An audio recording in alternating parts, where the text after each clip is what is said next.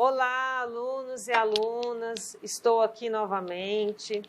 Vamos falar, sobre o que a professora Janete já falou durante a semana, produção de textos, a narrativa policial, agora com outras pistas.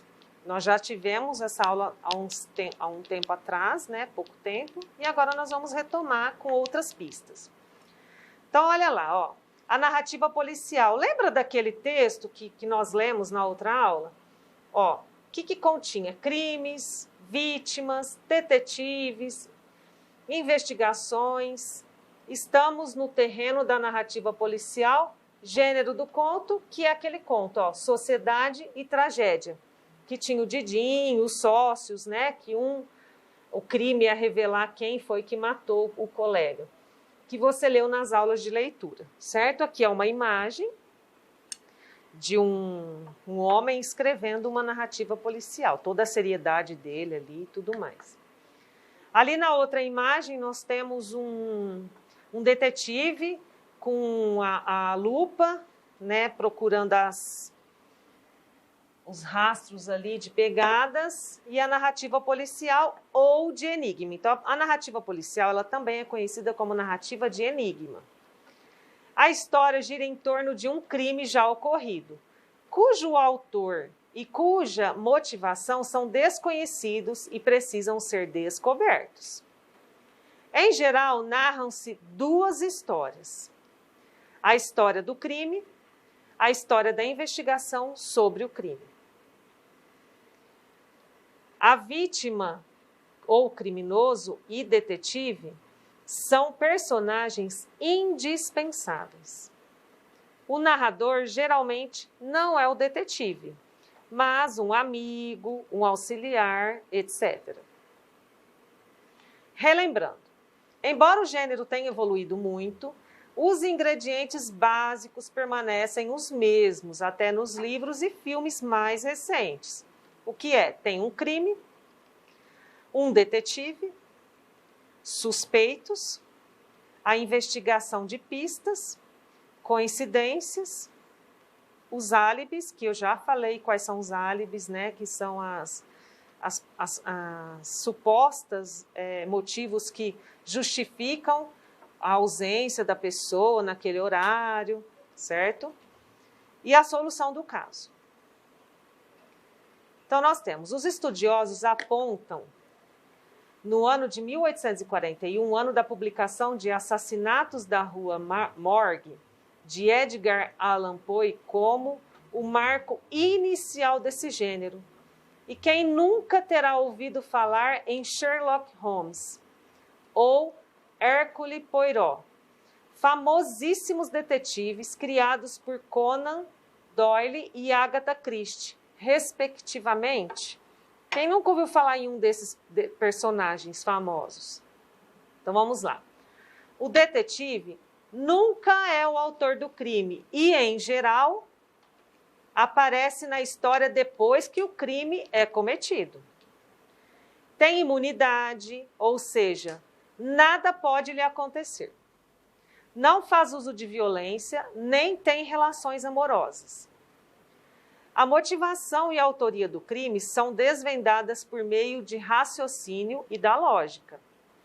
O desfecho normalmente surpreende o leitor.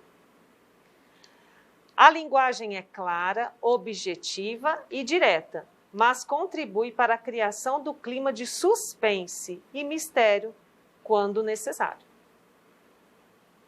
Então vamos lá.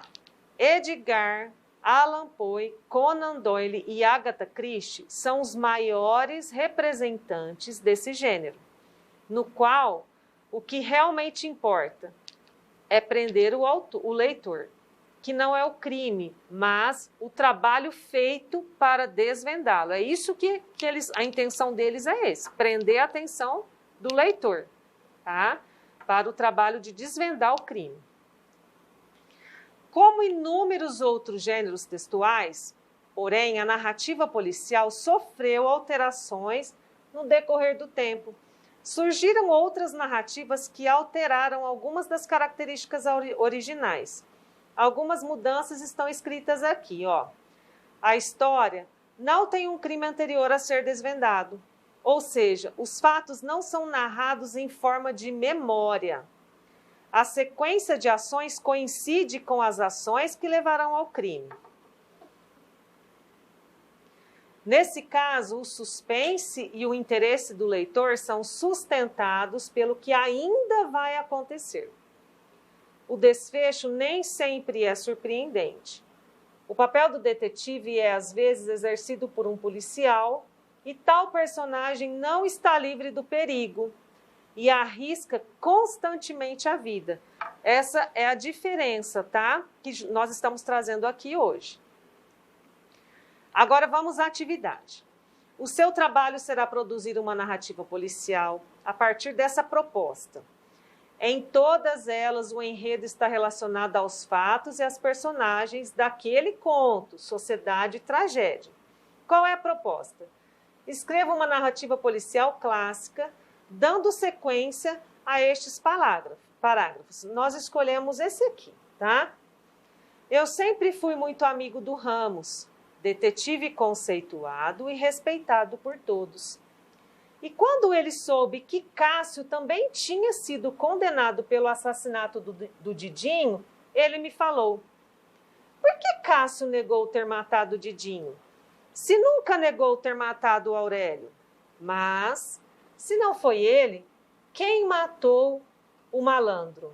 E como foi que o assassino plantou o botão do casaco de Cássio ali, perto do morto, justo na cena do crime?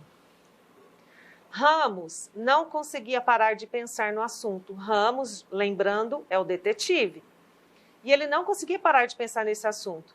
E não teve jeito. Fez o que sempre fazia quando um caso não lhe saía da cabeça. Começou a investigar. Então, pessoal, vocês vão fazer da sequência ao que acabamos de ler. Tá? Vamos lá. Com as orientações obtidas, continuem a história. Mantenha o narrador do trecho acima na primeira pessoa. Vocês farão uma narrativa policial, dando sequência à história com as características que já foram apresentadas. A investigação e as descobertas do detetive devem ser guiadas pela lógica e pelo raciocínio. Prendam a atenção do leitor com mistérios, criando bastante suspense. Para alcançar este objetivo, é necessário definir como será o desenvolvimento e o final dessa história, antes de começar a escrever. Vamos usar a criatividade? É isso que nós trouxemos hoje para vocês, tá? Precisando de ajuda, entre em contato conosco pelo WhatsApp, tá? Podem me chamar. Vamos fazer, é possível fazer, dar uma continuidade nessa narrativa, vai ser bacana, tá? Podem pedir ajuda em casa para ajudar na escrita, certo? E qualquer necessidade, me chama no WhatsApp, a professora Priscila do AE também, tá? Até mais, pessoal, mãos à obra.